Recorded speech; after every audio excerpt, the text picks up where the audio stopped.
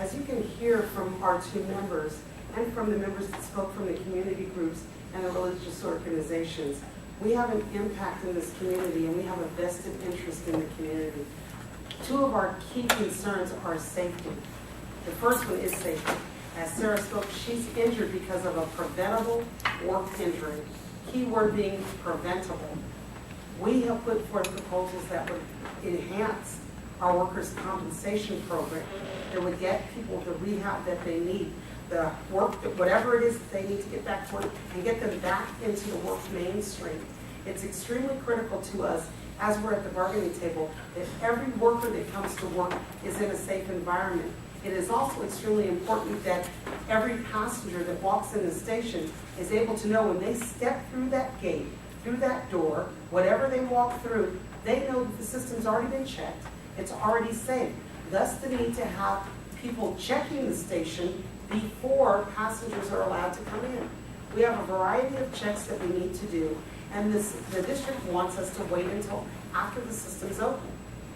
We check the station. I'm a 22-year station agent.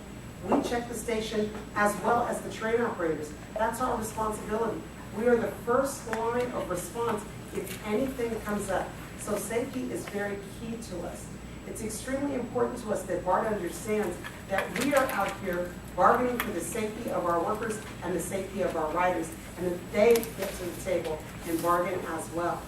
Our call to action would be that members get out and contact your board of directors. Let them know that this system is a part of the community that is extremely critical. We cannot move without BART in this Bay Area.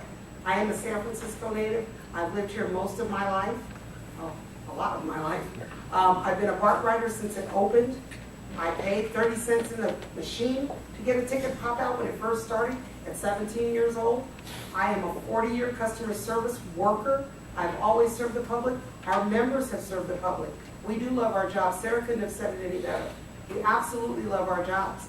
We're proud of what we do, but we will not put our riders at work in jeopardy any longer.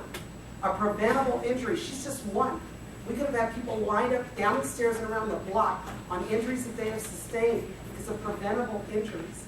We want you to understand that our jobs are important to us, but they're important to you as riders and as legislators and for your constituents.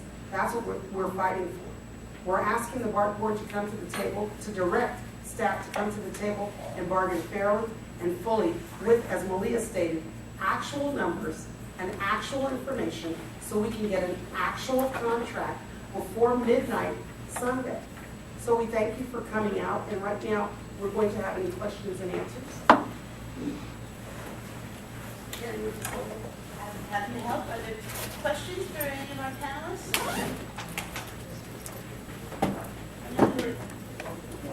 Jeff Shuttleworth? Jeff Shuttleworth, the Bay City News. For passengers who, last week SEIU had a press conference on Mr. Hawk, and just for passengers wondering, here we are a few days before a potential work action again. Passengers might be asking, okay, that's maybe hired somebody who's not a perfect guy, but why are you talking about this instead of reaching an agreement today? We think that it is important that people understand the process. We cannot bargain with ourselves, and if the district will not come to the table, first of all, to bargain, secondly, with the information we've requested to bargain, it makes it difficult. I can sit across the table for myself and give myself everything that I want, but it's difficult when the parties you're supposed to be bargaining with will not come to the table, or when they do come to the table, you're met with resistance, as Bob and Chris and Bill indicated earlier. It's I don't want to talk about it, we're not interested. No, that is not bargaining. We came to the table, we come to the table every day prepared to bargain, to indicate, hey, this is our proposal, what's your answer? If you don't come back with an answer, the answer is no. And when you say, well, why is it no? Because it is. We're not interested. We can't counter that. We can't bargain with that. You can't bargain with a no. So we want the public to understand that the misrepresentations in the paper are in fact misrepresentations.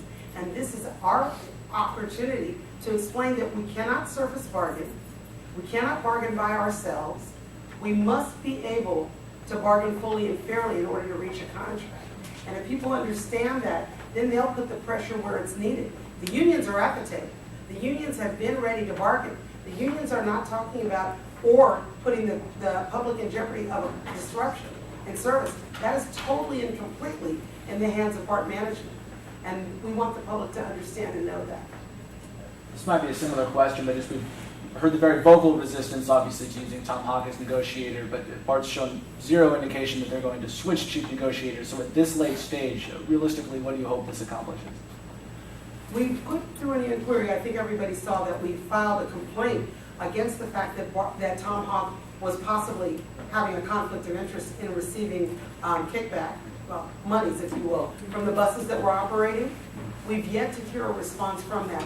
Again, we want the public to realize and recognize what is going on. There's been a lot of misrepresentation in the newspaper, in the news media about what's transpiring. So this is our opportunity to set that record straight. In the hypothetical, if BART were to pick someone else as negotiator, how much does that set back talks by just plugging someone else in?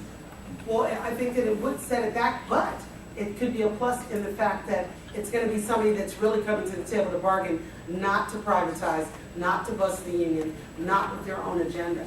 We are here for the betterment of this Bay Area community, the riders, and BART. And we need somebody else across the table that has that same idea. But even, let's take the question. We had a question down here. Yeah, Matt O'Brien from the Oakland Tribune. Could you talk about if you have anything that you can say about your latest plans in regards to the 72-hour notice?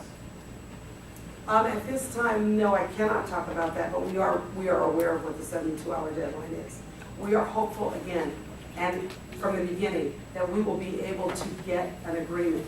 This is another reason for this information to go out, to hopefully have the community, have the legislators put pressure on BART to come to the table honorably and with the information that we need to get a good contract. There's still time at the table. I was at the table in 2001, and at this late date in the game, we were staying 22 hours at the table to bargain and negotiate. We're ready and prepared to do that because we want a deal. We want a contract that is full, fair, equitable, and it's going to be beneficial.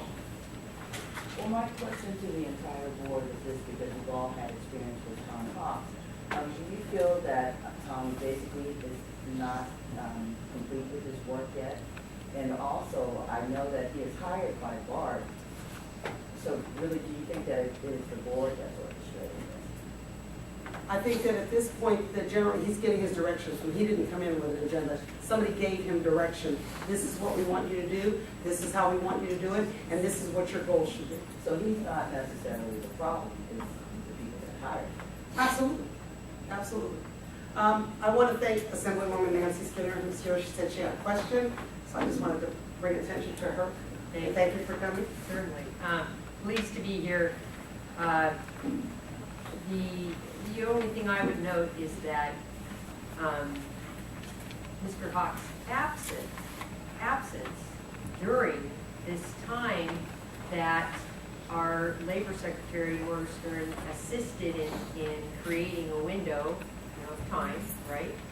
That his absence during this time doesn't, at least for me, give a lot of confidence that there was a lot of sincerity to really roll up your sleeves and get to the bargaining table. So I would just note that. But the question I had, and apologies if we brought this up before, is that when safety is brought in the times that there has been negotiations, I'm just curious as to, is management indicating they don't want safety on the table, or what, again, without having to go into great detail, just a flavor of reaction? With regard to safety, which is one of the most important things we are talking about, the district has been very reticent to address our issues. They don't want it in the contract. They want to speak about it outside of the contract, and we'll set up a committee. Well, we have a committee that has not been functional. As Sarah indicated, we have gone many times, we've filed many reports in the 6 classifications that, and this is for ATU, I cannot speak for SEIU, in the 6 classifications that we represent, many injury reports have been filed, and they have not been addressed to the level that they should be. By binding this in the contract, we can absolutely hold them accountable. They, on the other hand, are like, oh, well, we'll talk about it. Well, you've got a door that had been reported and nothing happened, and so now Sarah's got a cast on her.